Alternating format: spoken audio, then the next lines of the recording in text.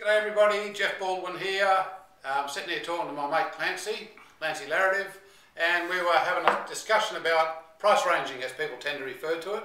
However, in Remax, we refer to it as buyer feedback ranging because it's designed to do just that, and that is get feedback from the buyers.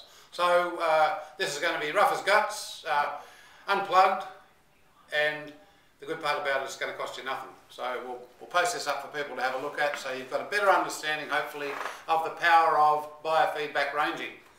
So let me talk to you first of all about pricing a property to sell. The first thing I'd like to say is real estate agents shouldn't be pricing properties because agents really don't know that much about what a property is going to sell for. The person who makes the decision on what the property is going to sell for is the person who writes the cheque, and that is the buyer. Now, just to test that, I'll ask you this question.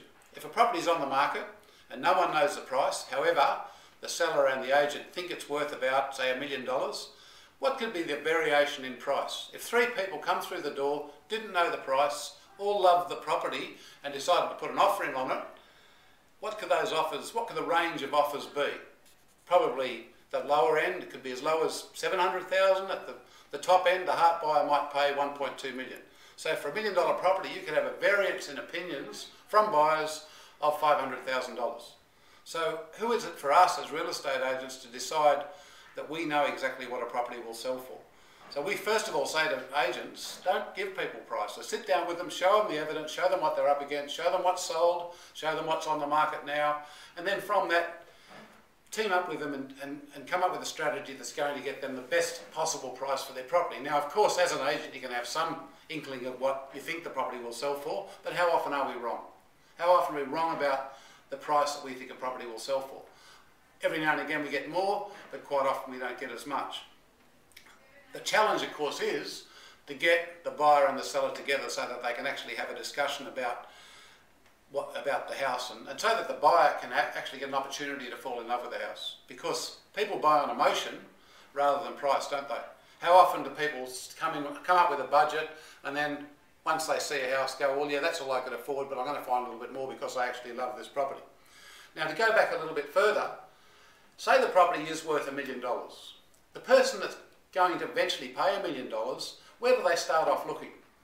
They may start off looking as low as $800,000. So when they first get out, you have to get the idea or the inkling to buy a property, they think, well, we're going to buy our dream property with all those things that we need for $800,000. Little do they know that once they get into the market, they're going to be a little bit disappointed at what they see for $800,000, because the property that they're looking to buy is $1 million property.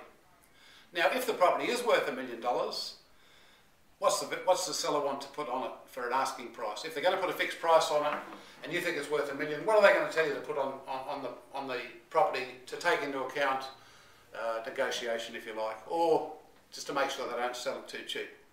It's not unusual for $1 million property to initially go onto the market for what, 1.2, certainly 1.1 million, and more often probably 1.15 or 1.2 million. So what we have is a situation here where you've got a buyer looking to buy a property at $800,000, not realising that over time they're going to realise they're not going to get what they want and have to pay more, and you've got a seller who's pricing their property 10–15% above what it's worth. So you've got a gap in this situation of $400,000. Now let's say that was a $500,000 property. Say the property is worth $510,000.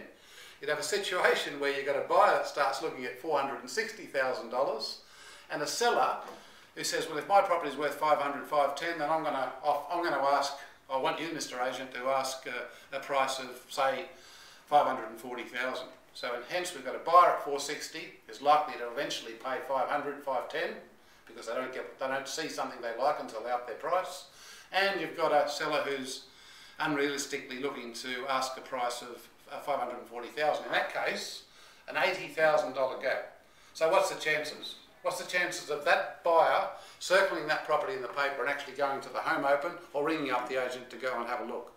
It's a challenge that we're faced with day in and day out with thousands and thousands of listings, especially in a tougher market, because people always want to get a bit more than what their property is worth, and buyers always think they're going to pay less than what they eventually pay.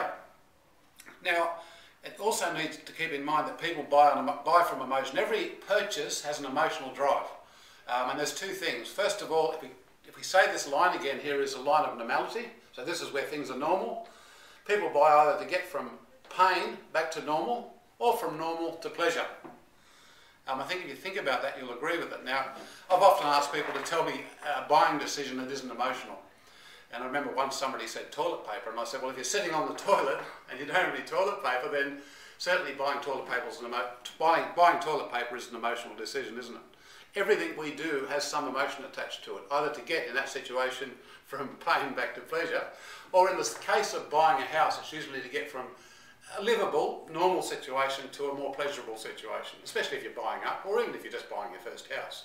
You can survive in a rental property, but you're going out there to buy yourself a property to get to a better standard in your life.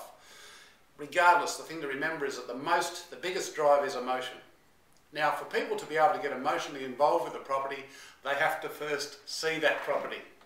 And that's the most important point that I make. Now, people argue that auction is an example of getting people to see a property before they start arguing about price, and I'd agree with that. I think a carefully constructed and carried out auction is a fantastic way to sell a property. What isn't a fantastic way to sell a property is to stick a price on it that's above what the expectation is, and then wait for people to come along and make an offer. Because one of the most common asked questions by interested buyers is what? The question is, Mr. Agent, how long has it been on the market? Now, of course, we can't be dishonest about that. They may already know the answer to the question. It may have been on the internet for the last 3 months, 2 months, or even 4 weeks. But what I do know is after a property's been on the market for 5 or 6 weeks, it's starting to stale. The argument is that the optimum time to get the best price for a property is in the first 30 to 42 days. After that, you're in trouble. And people ask that question, how long has a property been on the market, for what particular reason? They ask that question because they want to hear that it's been on for 3 months. Why do they want to hear it's been on for 3 months? So that they can negotiate the price a lot more harshly. So, you know, David Knox, who's a fantastic trainer, says in his training, if you're going to overprice your property, my advice is don't do it in the first couple of weeks. Which is a little bit cynical, but it's true, isn't it? You're better to come onto the market at the right price so that you can attract buyers, get that big impact of initial buying interest, and have some competition and sell the property. So to do that, I'd like to, in the next session, discuss buyer feedback ranging and how that's worked for me since 1992.